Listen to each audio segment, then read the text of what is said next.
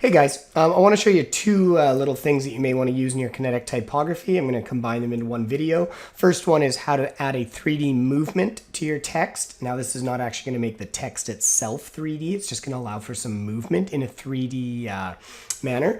And the second one is adding what we call a wiggle effect, which kind of adds a neat aspect for some people.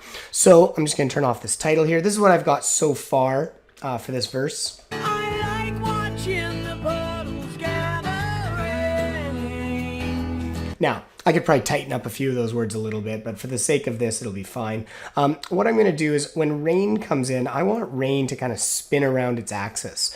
Now, by default, these little boxes here are not turned on. Okay, but one of them is called the 3D layer, and all the text have the ability to put it into a 3D layer. So I'm going to take rain and I'm going to activate a 3D layer, and you'll see it gives you a few new options here, specifically in the rotation. So I can still rotate it like this, which is how I always could do it, but now I have the ability to rotate in the y-axis like that, as if it's spinning around, and then I've also got the x-axis, so it's kind of coming towards the screen like that.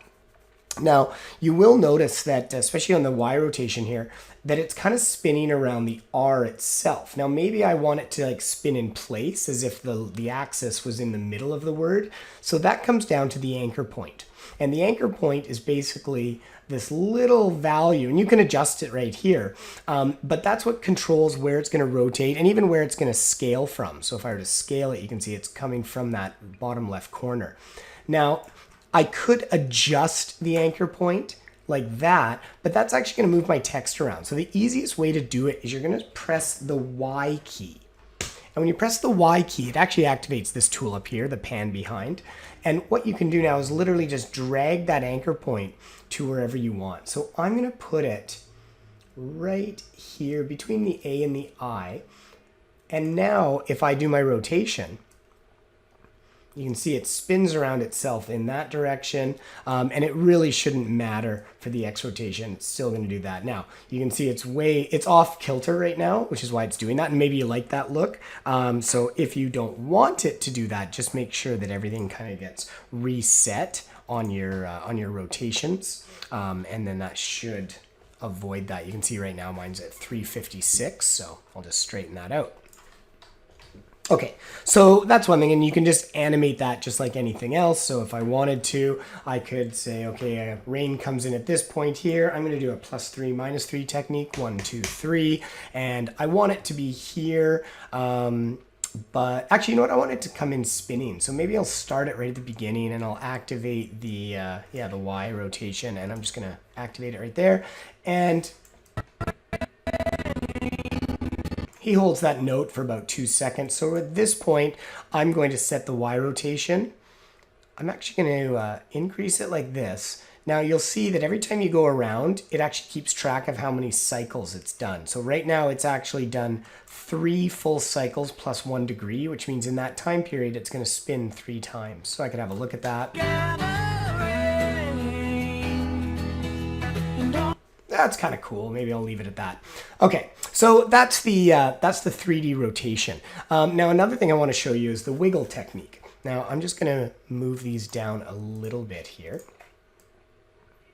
And let's say I want the word puddles to kind of have a bit of a wiggle to it. So what I'm going to do is I'm going to select puddles, and if you go online and do a search for how to make a wiggle in After Effects, they may talk about an expression, which is kind of like a line of code.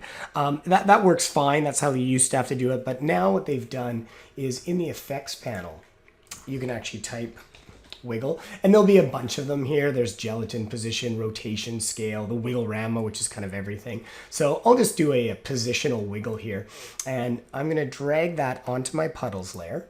And what it does, it gives you all these values here. So the big one that you want to adjust here is the speed, which is the number of wiggles that'll happen per second, and the amount that it's going to wiggle, so in terms of pixels. So right now, this is going to wiggle at every second, it's going to move 50 pixels in some random direction. So you get something like that. Now, let's say you don't want it to move that much. You could dump that down to 20 for the total amount of pixels that it wiggles each time.